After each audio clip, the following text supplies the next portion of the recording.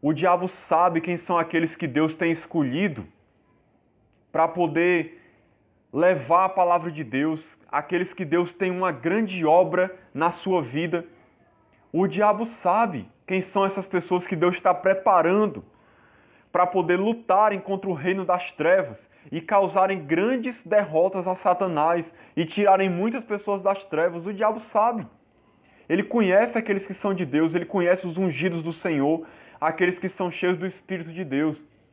Com esses é que o diabo está se importando. Essas pessoas são alvo de Satanás. E o desejo do diabo é destruir elas antes mesmo que elas consigam chegar onde Deus quer, para que evite problemas para o reino dele, para o reino das trevas. Então ele já começa a atacar logo, de cara, para tentar destruir a pessoa antes que ela chegue lá.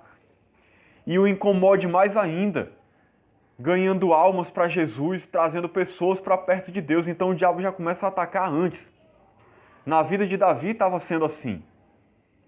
Nós vemos aqui que as mulheres inocentemente cantando que Davi matou 10 milhares e Saul matou milhares. Isso causou um ciúme terrível em Saul. O coração dele começou a arder em ciúmes e ele ficou com inveja do sucesso que Davi estava tendo e do quanto ele era querido pelo povo. Saul começou a se incomodar muito com isso. Isso causou um problema sério para Davi. Porque, como diz aqui, daquele dia em diante, Saul não via a Davi com bons olhos. Desde aquele dia, Saul, que gostava de Davi e o colocou sobre os seus exércitos, começou a ficar com raiva de Davi. O via como um adversário e queria destruir ele. Porque o povo estava gostando mais de Davi do que de Saul. E quantas vezes isso não acontece, né? Nos dias de hoje.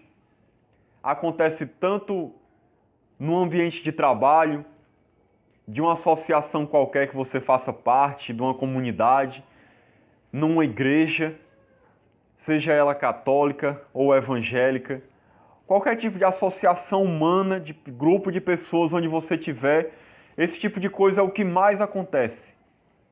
Quando você começa a se destacar, pessoas começam a ter inveja de você, do sucesso que você está tendo, porque você está ficando conhecido, popular, querido pelas pessoas, e principalmente aqueles que estão em posições de liderança começam a ficar com raiva de você, porque começam a te ver como uma ameaça.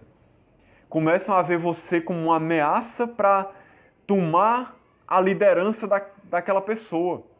Então você começa a ser mal visto por aquele líder, por aquele pastor. Muitas vezes acontece isso. Quantas vezes uma pessoa está na igreja e começa a servir a Deus e Deus começa a abençoar. Às vezes é alguém que prega, ou que louva, ou que exerce um ministério na igreja com jovens ou com crianças e está se dando muito bem, fazendo um trabalho maravilhoso. E Deus está abençoando e as pessoas estão gostando e a igreja está sendo edificada, almas estão sendo ganhas.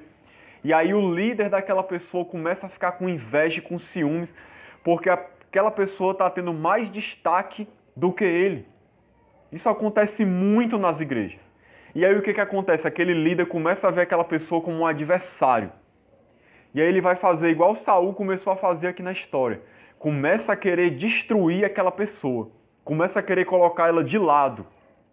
Começa a querer cortar suas asas, querer excluir ela, destruir ela de alguma maneira para que ela não venha tomar o lugar dessa pessoa.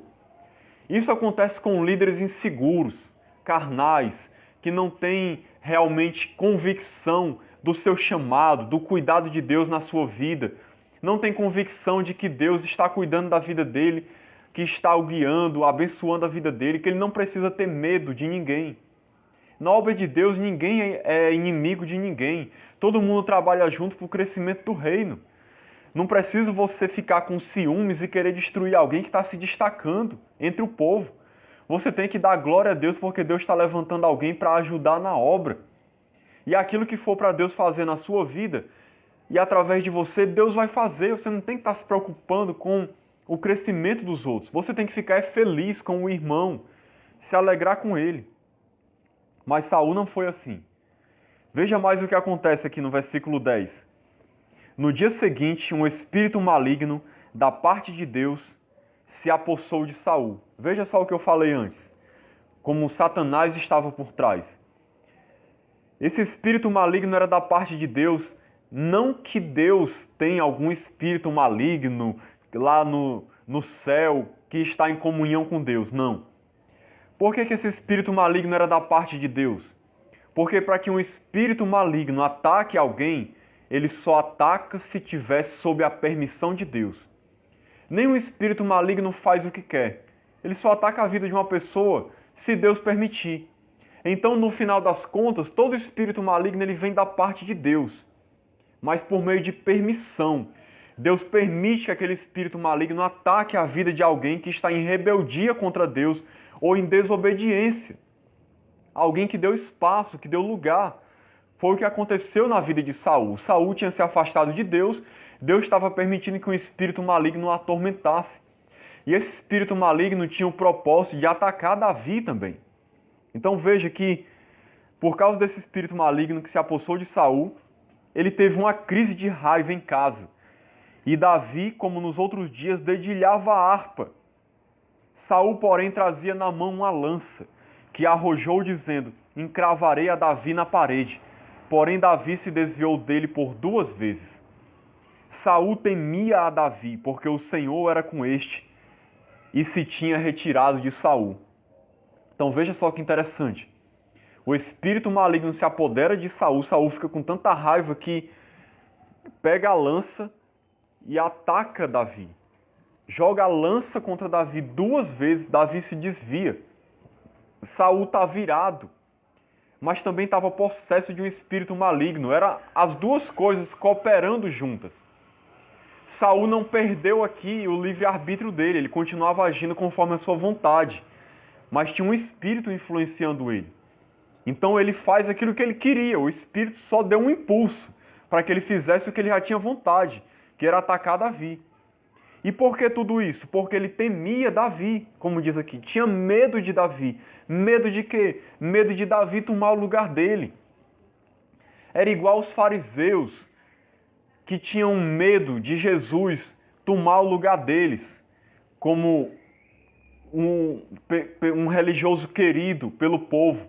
Jesus estava sendo muito querido pelo povo e os fariseus tinham inveja e raiva de Jesus por causa disso, porque os fariseus é que queriam estar em evidência. E no caso aqui de Saul, Saul era rei, Deus já tinha dito que tinha rejeitado ele, mas ele não queria soltar o trono de jeito nenhum. Ele estava se agarrando com todas as forças ao trono. Então ele tinha raiva, tinha medo de Davi, pensava que Davi podia tomar o seu lugar, e realmente era isso que ia acontecer.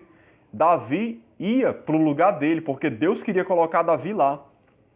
Então Saul tinha muito medo disso, e Saul sabia que o Senhor era com Davi e que não era mais com ele. Deus tinha rejeitado Saul, mas ele conseguia perceber que Deus estava com Davi, porque Davi era grandemente abençoado em tudo que fazia. Deus fazia Davi prosperar, fazia Davi ter sucesso, fazia Davi se dar bem. E Saul tinha muita raiva disso, mas percebia o agir de Deus na vida de Davi, mas queria de alguma maneira impedir isso de se concretizar, como se fosse possível, né? Não era possível, mas ele queria tentar a todo custo, ele não queria soltar o trono. Versículo 13 diz assim: